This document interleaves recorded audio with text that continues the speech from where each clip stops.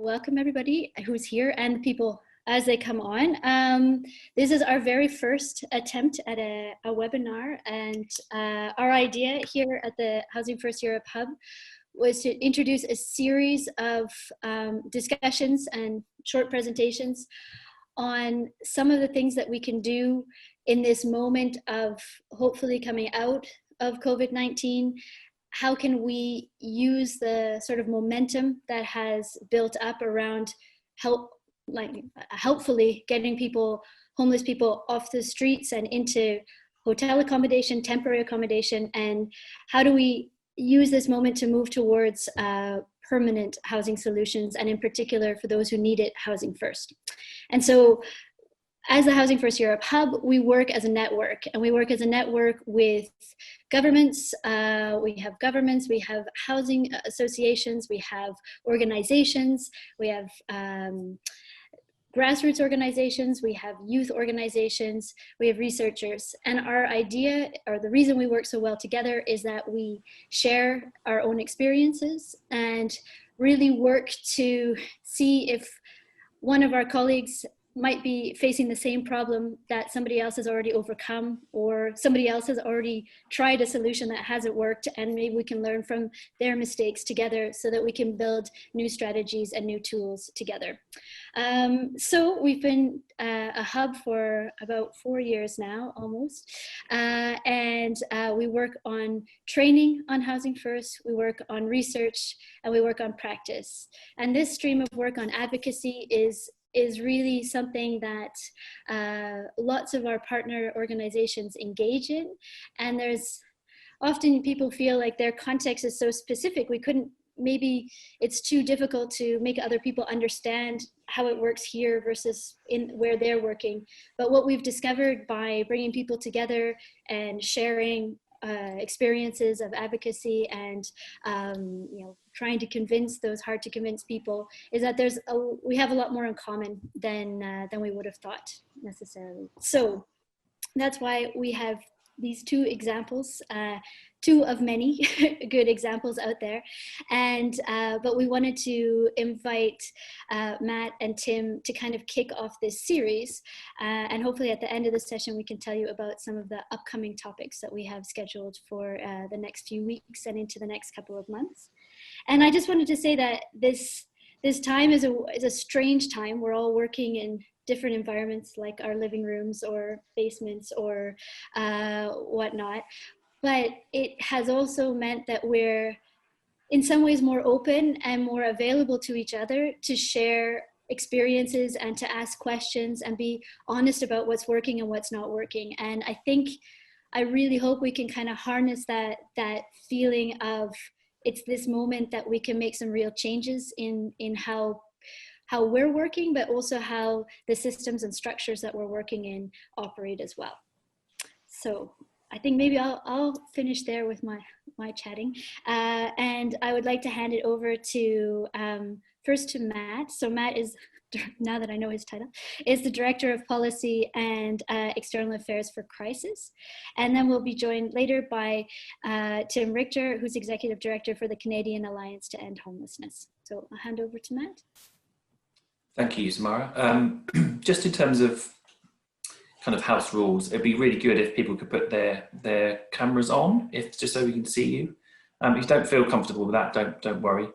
But there's some amazing people on the call. Great to see some real experts in advocacy, much better than I am, from people right around the world. In fact, I see Sam Semberis is here and Yuhar and people like that. It's amazing.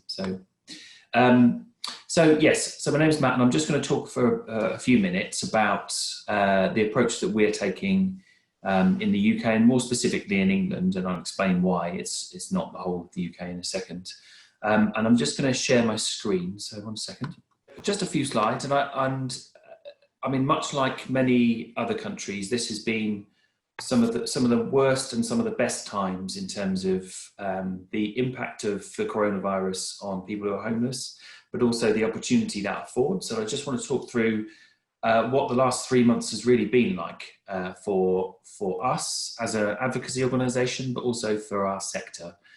I think it's fair to say that if we go back 3 months, there was a point in time where it became very obvious that the country was sort of fast running towards some form of locked down state, and that we knew the very basics of what that would mean, and we knew it would mean self-isolation, it would mean sanitation, and obviously the homeless population, particularly on the streets, but actually more so in congregate night shelters and accommodation like that, was desperately ill-equipped to deal with the pandemic.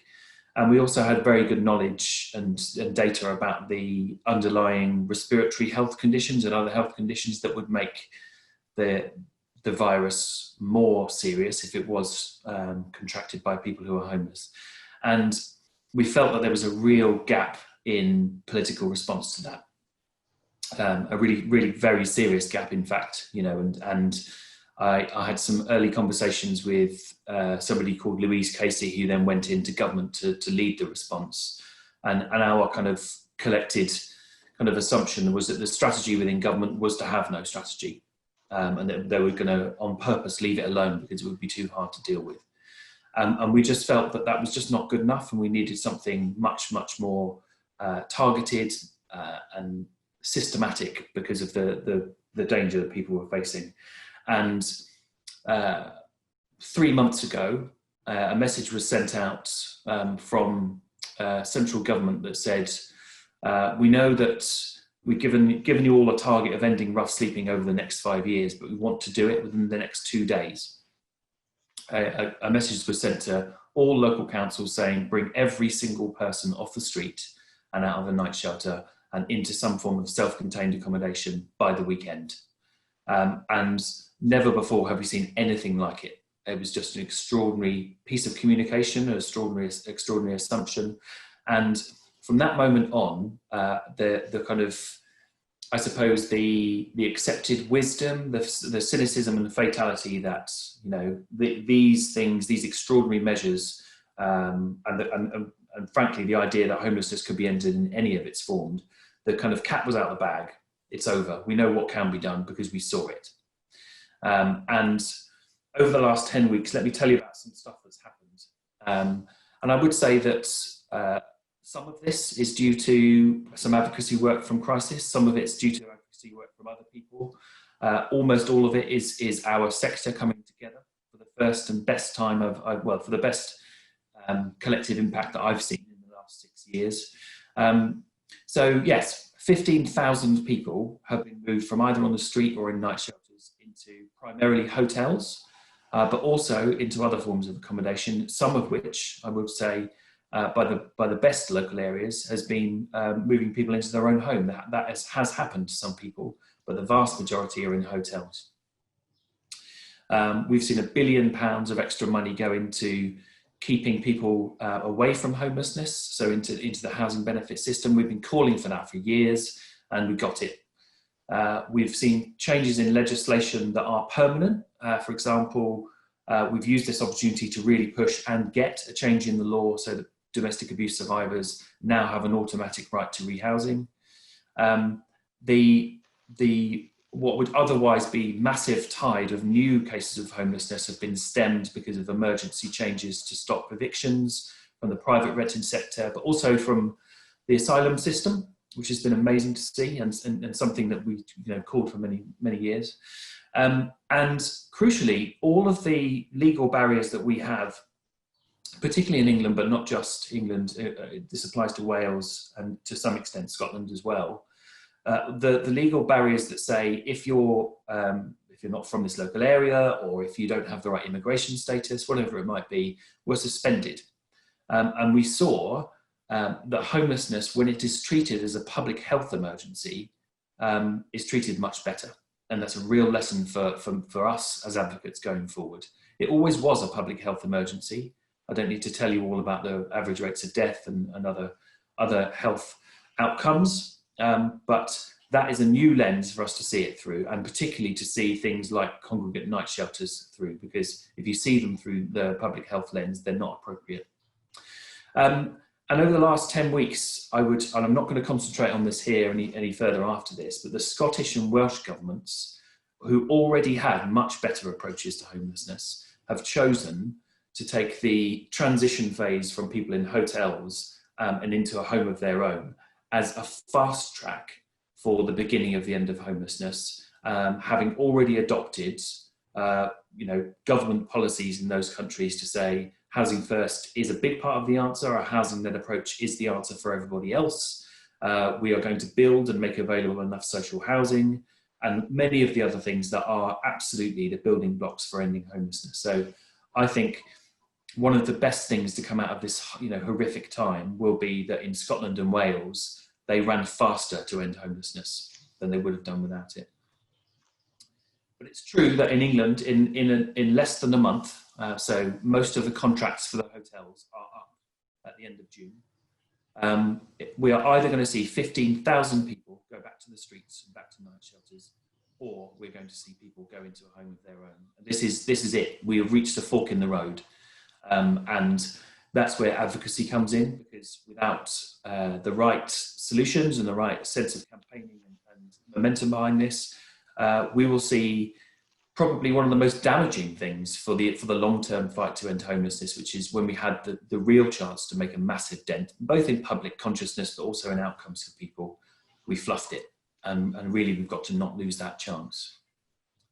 So I want to say a quick word, and this is sort of organisational kind of word, about how our approach to advocacy is very much to kind of do unto yourselves what you would expect others to be doing.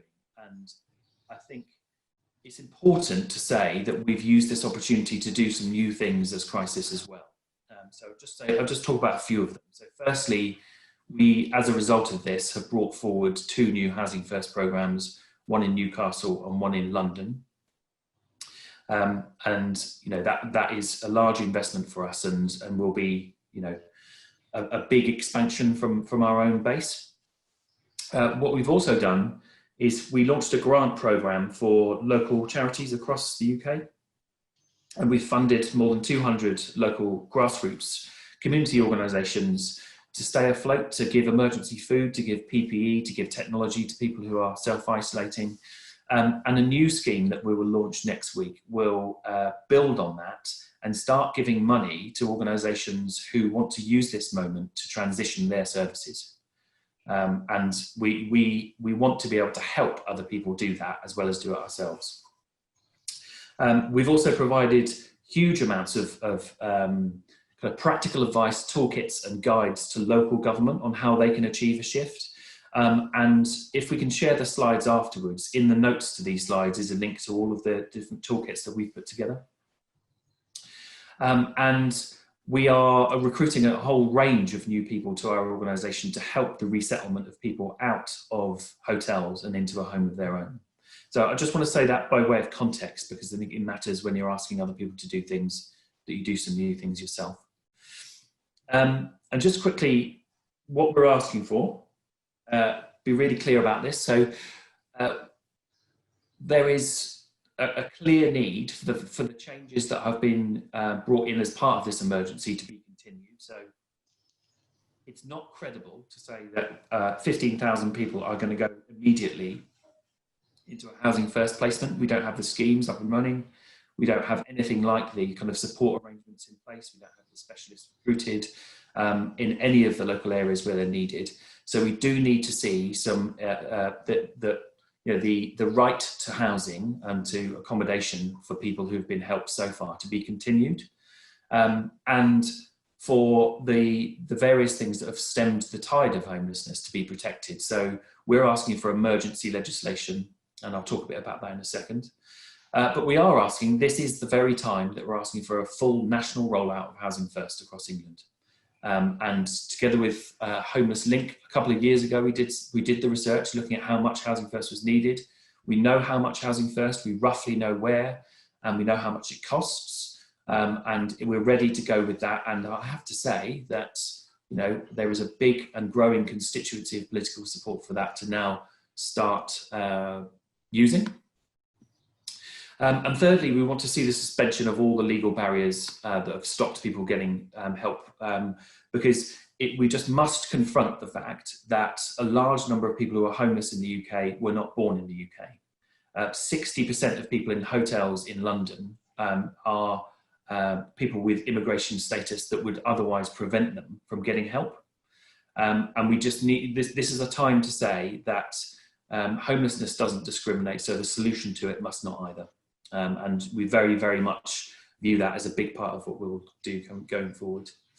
And just finally, I suppose a word on how, and I think it's something that the Hub and various partners of the Hub do talk about a lot, and I think is right for us to discuss, which is when you're asking for governments to do things, how you go about it really matters.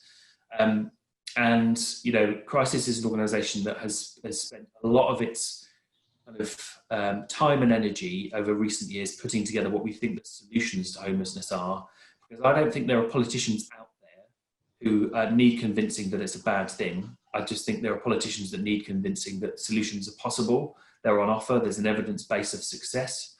And so what we'll be doing is putting forward a fully drafted, what we will call Homelessness COVID Response Bill, fully drafted by experts in housing and homelessness law and immigration law. And as we speak, that's being drafted and readied. And we have various politicians lined up to support that across different parties. And what we've also done, and we sent this through to government some time ago, is we've modelled all of the services that are needed, both in terms of housing first, critical time intervention, just plain housing without support, the amount of housing benefits, the move-in costs, the arrangements like that. And we've sent over to government all of that, as well as service specifications for each of the things that need to be taken up. And, you know, essentially what we're trying to do here is make the civil service feel like this is absolutely doable and make politicians feel like everything is on offer. And our job over the next, well, starting next week, we were due to launch this week, but we've chosen to delay it, is to build a constituency for that, build a constituency for a solutions-focused campaign. And, you know, we're a couple of weeks behind what Tim has done, and we'll certainly steal lots of ideas from him because he's doing it brilliantly. And we want to make this a lived experience-led campaign, something that is really very different, that kind of allows that sense of togetherness that I think the sector has found during the COVID emergency to emerge into a political ask to do something very special. So I'm going to leave it there and then hand over to Tim to go through his slides. Well, thank you, Matt. You know, I got to say that I've had the opportunity over more than a decade now working in homeless services to steal stuff from people all over the world, and Matt and Crisis are one of my favorite targets. A lot of what we're doing today and what we'll talk about has been inspired by the work of Crisis, and so thank you to Matt. I'm Tim Richter. I lead the Canadian Alliance to End Homelessness. I'm going to talk a bit about Recovery for All, which is our current new campaign. So really quickly, just about the Canadian Alliance to End Homelessness. So we lead a national movement in Canada focused on ending homelessness. We do a number of things, including a national conference. We have Built for Zero Canada, which is a national change effort, helping a core group of about 32 communities around the country end chronic homelessness. We have a training technical assistance program, which started as a Housing First training and technical assistance program we took over from the Mental Health Commission of Canada. We also work with and develop several allied networks. And of course, we do a lot of lobbying and advocacy. So I want to give you just a little bit of background on Canada and on our strategy, and then I'll dive right into the Recovery for All. So our strategy for ending homelessness is built on 6 important pillars. One, that there's a widely held expectation among influencers that homelessness be ended. That's about moving public opinion, about federal policy reform, provincial policy reform. In Canada, we are a confederation, and so one of the challenges on homelessness is that no government, no level of government owns it. Different levels of government all have different jurisdictions, and so it's a bit of a Gordian knot to try and undo. We are also focused on working on the ground in communities to ensure that the local systems are set up to drive and sustain reductions, and that communities have and organizations have the technical skills for ending homelessness. And all of this, of course, we in Canada have to attend to the reality of colonialism that has destroyed, frankly, Indigenous communities over the course of about 300 years, and Indigenous people are dramatically overrepresented among homeless people in Canada. And so reconciliation is a key part of the strategy. But what I'll focus on today is the federal policy reform. So in Canada, one of the things that is crystal clear is that homelessness in Canada, modern mass homelessness, was created by policy. On the right, you see Brian Mulroney. He's the Tory Prime Minister until about 1993. Think Ronald Reagan, Margaret Thatcher.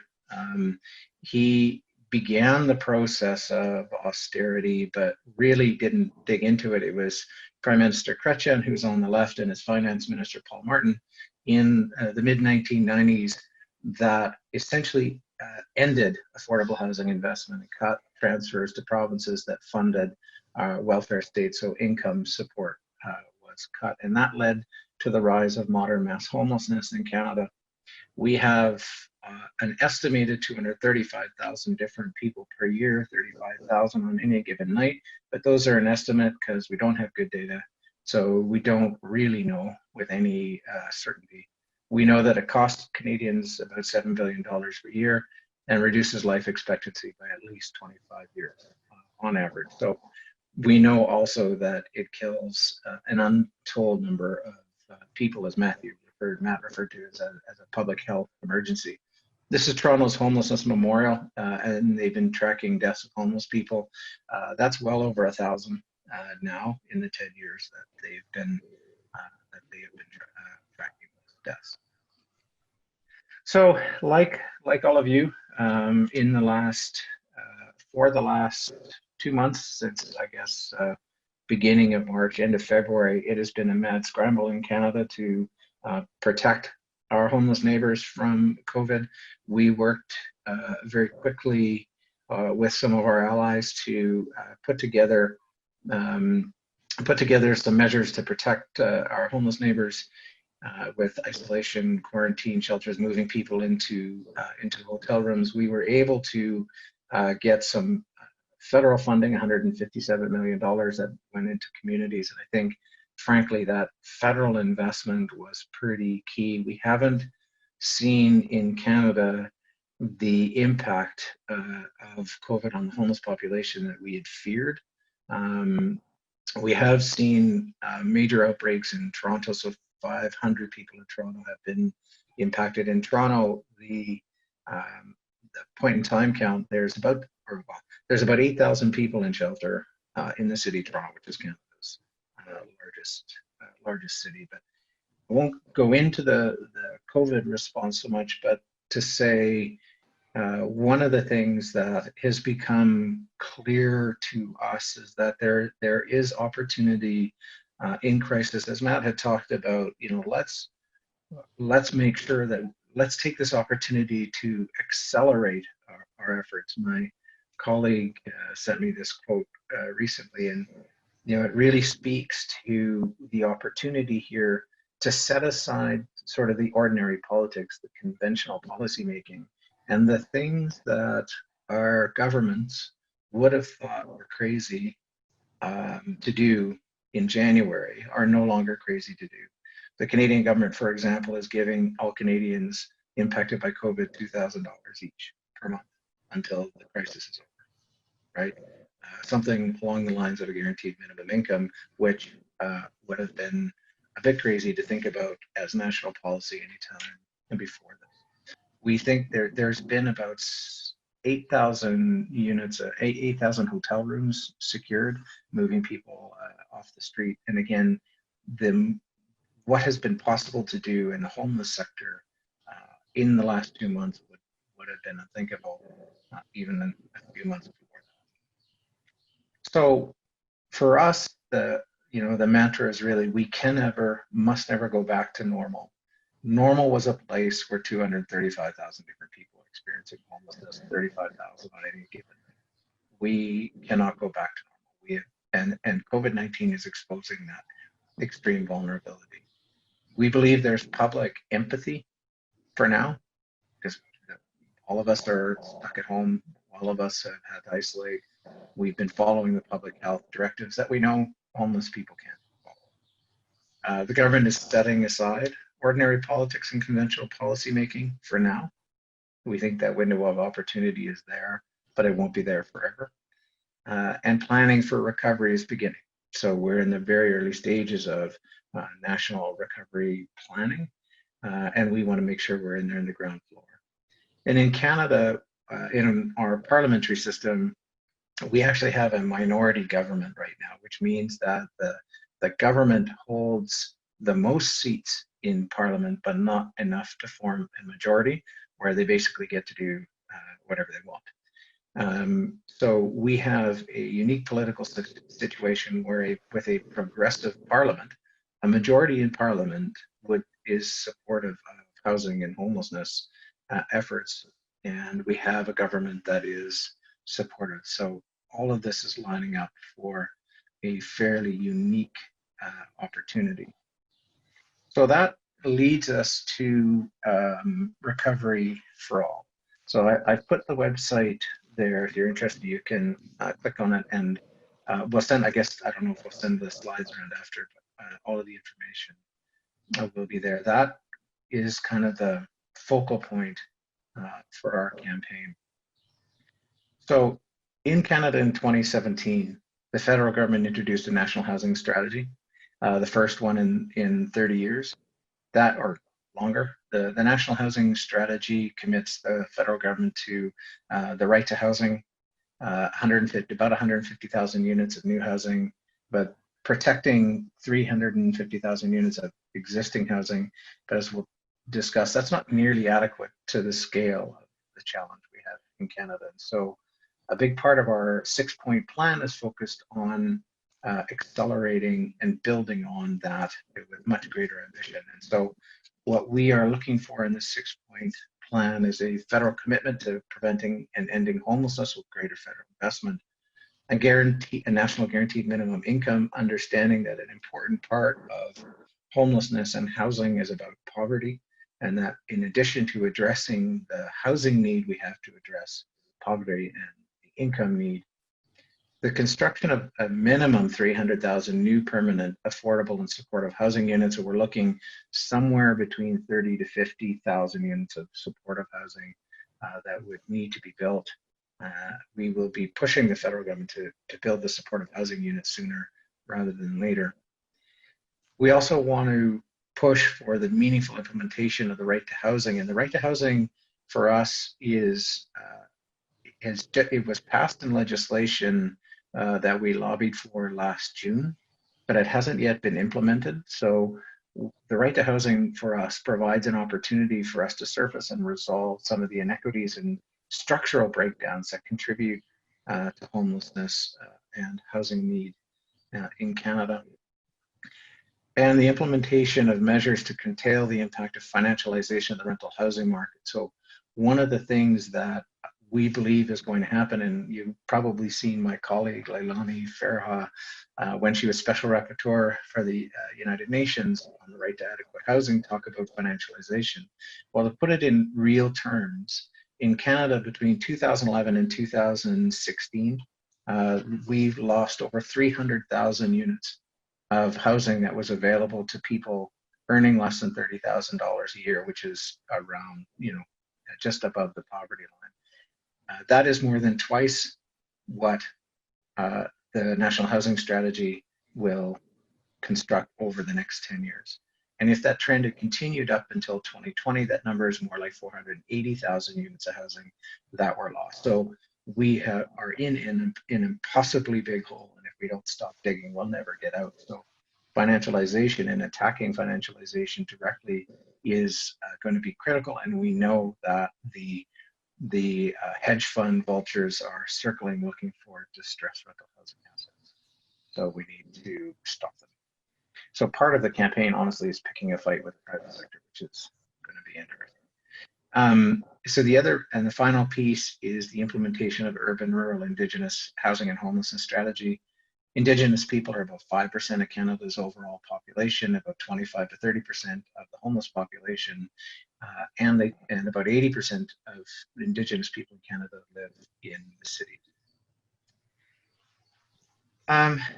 Quickly, so I'm going to talk a bit about the strategy of Recovery for All.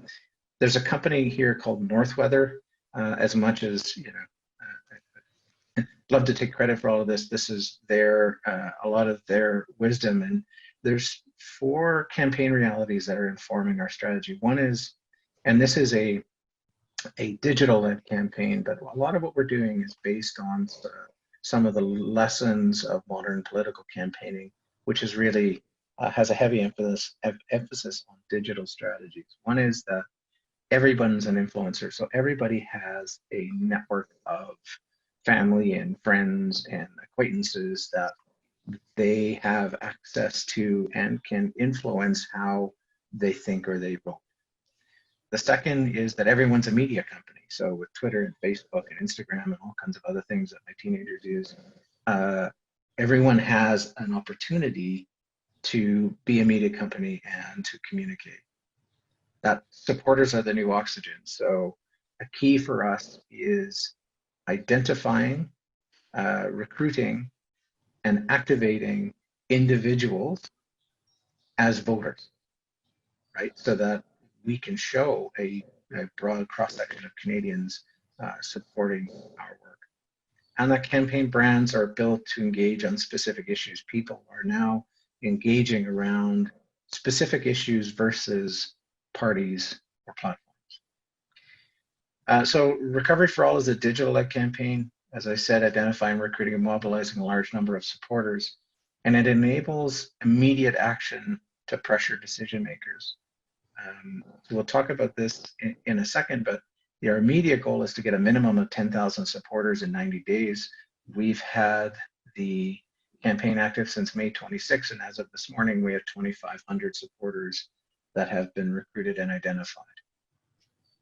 And when we talk about progressive engagement, basically the idea is we'll use some of the tactics I'll talk about in a second to identify, find people, get them signed up to the campaign, and then get them to do a series of things designed to target decision makers. So write letters to MPs, target them on Twitter, send or Facebook, doing a number of activities to progressively engage them and connect them more and get them more involved and communicating with their members of parliament.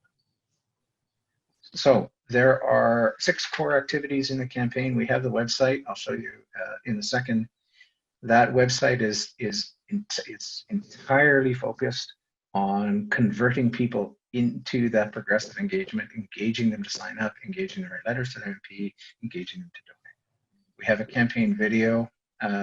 Matt referred to that as, we are really focused on that lived experience voice and showing that ending homelessness is possible to help, again, to get politicians around to seeing that this is not an unsolvable problem. We are using organic social media, Facebook largely, but also Twitter. Facebook has been, we've all read about Facebook's behavior in election campaigns, and frankly, we can use the power of that for good as well as evil. And so we will attempt to leverage Facebook and other social media through our network. So one of the things that, an assumption that underpins the campaign is that we believe that at least 1 million different Canadians have experienced homelessness at some point in their lives. There are thousands of agencies and organizations working in homelessness. Those organizations each have hundreds of thousands of supporters and donors and board members and volunteers. Each of them are reachable. Each of them are potential voters. Each of them are potential supporters. So we're working through our networks to engage social media. And so a big part is also that stakeholder outreach. And working through the networks that we have and the reach that we have as an organization and through our allies to build and bring people in. We have something called a drip campaign, which means that when somebody is we get people engaged in a campaign, they sign up, they're sent another email to thank them and say, oh, can you do one more thing? And when they do that one more thing, we ask them to do one more thing.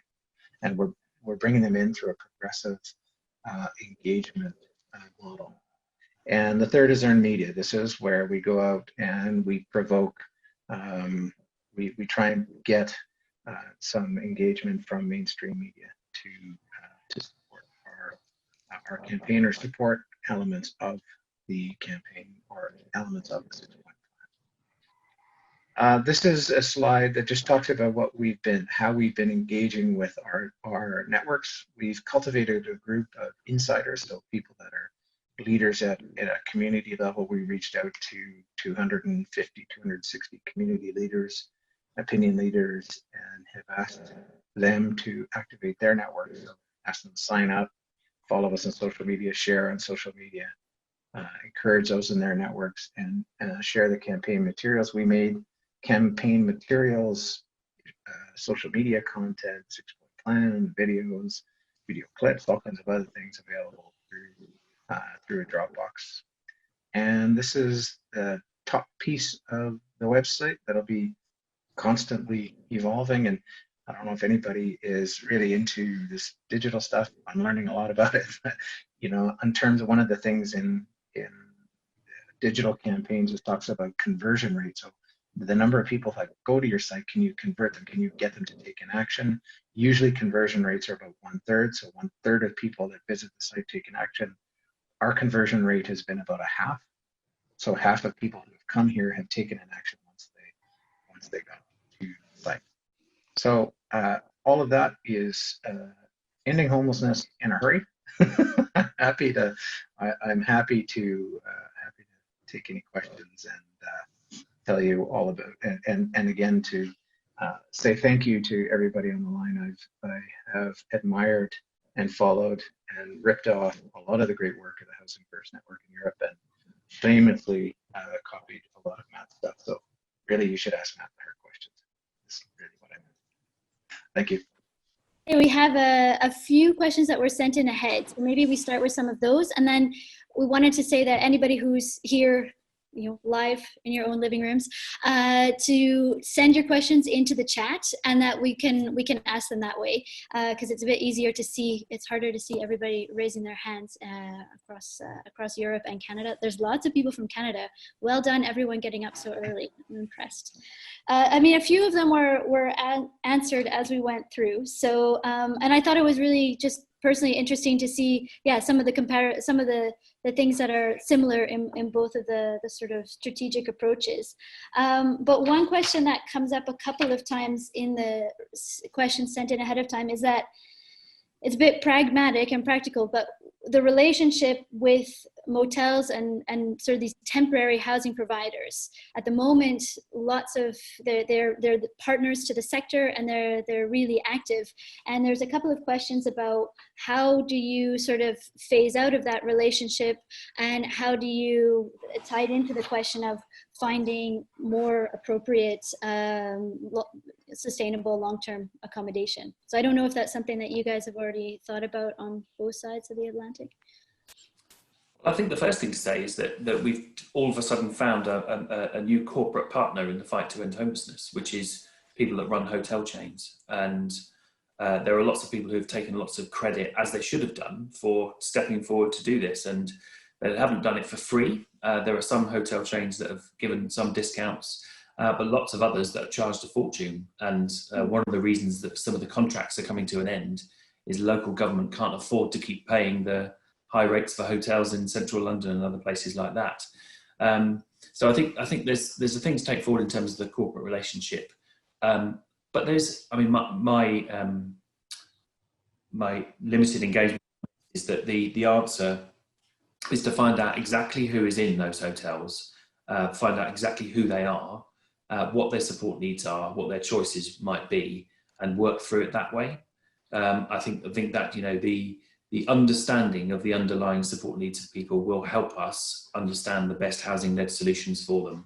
And that appears to be one of the biggest and most urgent things that need to happen, is to understand exactly who is in these hotels. And there are some great examples of that where analysis is being done. And we've been providing some tools to local councils to help them do that, to help understand what the support needs are, so that they can plan, and plan based on what it's going to take to sustainably end people's homelessness, not just understand what sort of traditional approaches they go back to. Perhaps Tim, you could say some more. I don't know. Yeah, I mean, we had a bit of a mad scramble, and over the February, March, April, really to move people in hotels, and a lot of the people that moved into isolation or quarantine in those hotel spaces were medically vulnerable to COVID, and so there's a strong correlation between those and who would be chronically homeless in Canada. That there was a real risk in that phase, and it took us off of the focus on ending homelessness and really scrambling on that emergency response. And so we've been making a conscious effort now to encourage communities to look at accelerating their housing effort and moving people from those hotels into housing. There's a real risk that very soon the funding for those hotels will dry up. We want to make sure that the funding continues. The communities have the resources to move people from hotels into permanent housing. That's the immediate opportunity in front of us, and it won't be without its challenges, because again, in Canada's confederation, we have different provinces doing different things, and it's a challenge. One province may just close doors, send everybody back to shelter for the street.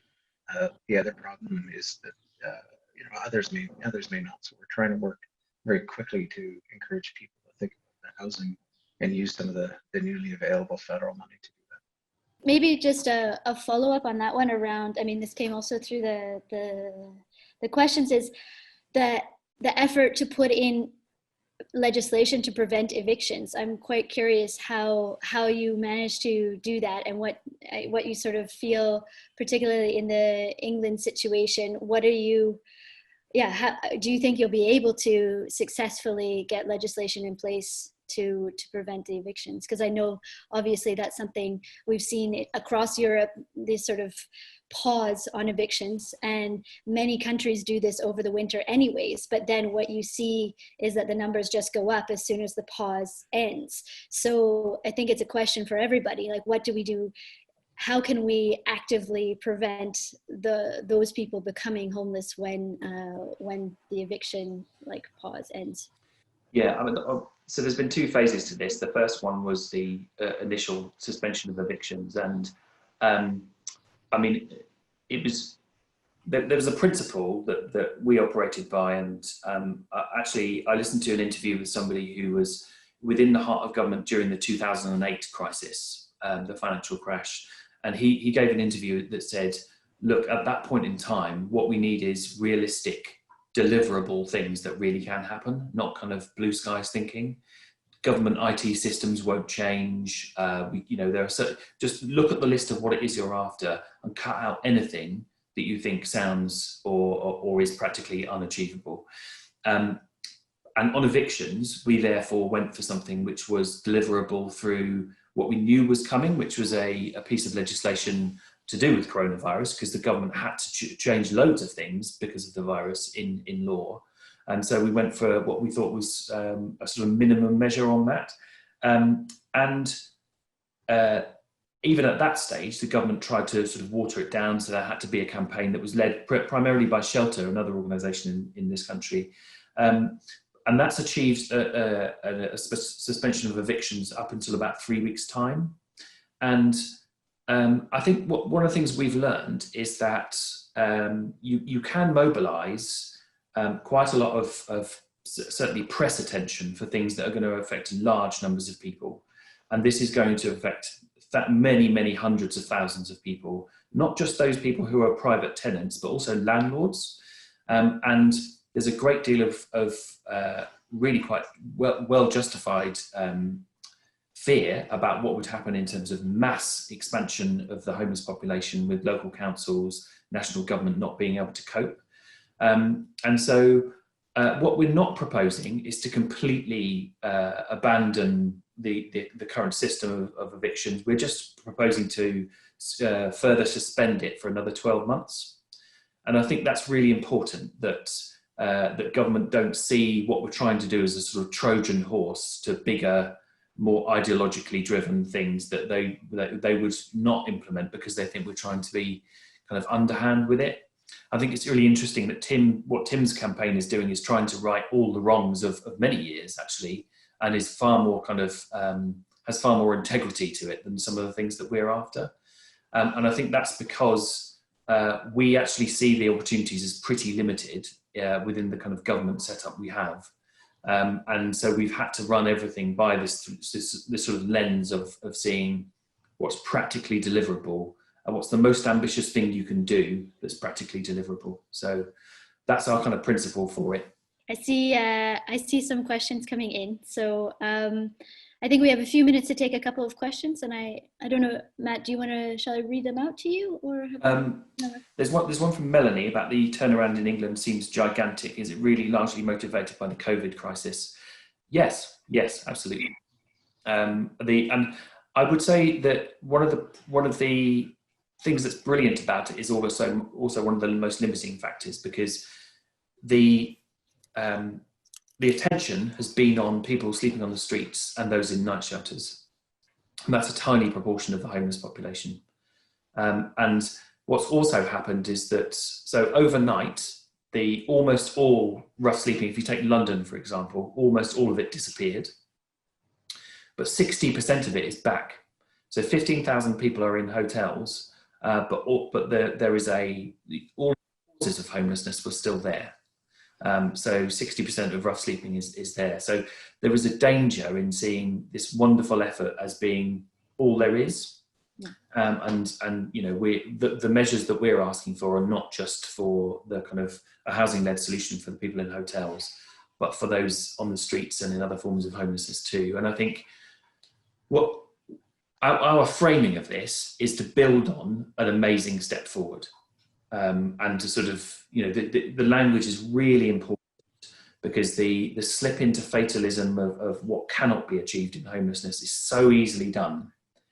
So we want to frame this as something really very special that has happened because of the COVID crisis, and credit everyone with it. You know, shower praise on the politicians and officials and local government that have done this for good reasons, because they really have, but also for cynical reasons of our own, which are that the rest of what we want to achieve simply won't be done if we don't sort of take them with us. I don't know, Tim, if you'd agree with that as a cynical political strategy. Yes. Well, if you look in, today's Toronto Star, there's an article that showers some praise on our federal government for their response on COVID, certainly. But I think one point that's important that we think about, and all of you are housing first leaders and practitioners, and I think it's really important to remember that homelessness is a structural, not individual phenomenon, right? Like, it's not, a person isn't homeless because of some kind of individual failing, and what Housing First does and improves is to look for the opportunity and resilience in individuals, and it's the structural failures, the policy failures that created this problem. So that policy has to be at the heart of the solution, right? And reminding government that that's in fact that modern mass homelessness was created by policy. Sam, do you want to pick another question, maybe? Yeah, I just saw one that was particularly specific to Housing First. It's from Tim Aubrey in Ottawa, asking about what is the role of Housing First in the strategy in England, and in particular, do you have a specific model of Housing First, and what about the costing? Because I think that's something that's coming up, but that's something you've already costed out in the report. Yeah, so we've done a fair bit of work on the costs of Housing First, both and within that, Tim, are a whole set of assumptions about the type of housing tenure that's used, the model of support that's deployed, the ratios of support worker to individual, and also actually some of the cost benefit analysis of doing that versus other more traditional forms. And we have, we've made some assumptions about the support needs of the populations of people that have been helped so far, and have said to government all along, and we said in the press yesterday, we're waiting for the accurate data for government because we can model it more accurately for them. Our figure for how much money is needed is £282 million for all of the people that need to be rehoused over a 12-month period, and that includes housing benefit, includes housing support workers, etc., etc. I'm really happy to send that round to people, including all of the workings that we've used, all of the assumptions in cost that we've used, because our approach to this is to say, look, these are our workings. Tell us what's wrong, to help us refine it, and certainly to government, help us rework this so that we have the assumptions, certainly on support needs, as robust as they can be. Does that answer your question, Tim? Yeah, in Canada, we're looking. I expect that a lot of our communities are going to be obviously using Housing First ICM mostly model, but I wouldn't be surprised to see communities also using rapid rehousing, because a lot of the folks that have been moved into isolation shelters are fairly low acuity. They don't have really complex needs and could be moved with lighter support. And in terms of costing, we're working through a detailed paper now on what our whole 6-point plan would entail of cost. But if it's anything less than $100 billion, I'll be pretty surprised. I'm just looking through the questions again. Maybe it's only because it's the most recent one, but it's asking about something's being considered here, that a strategy of both purchasing or repurposing and rental, I think, of hotels or other accommodation, and sort of putting support services in hotels. Is this something that's being considered on either side? Yes. Okay. Go ahead, Tim. Yeah. I mean, I think it probably is a bit, but I don't think that in a sort of English context that's really the answer. There's quite a push going on to make sure that private landlords, that social landlords come forward with additional units.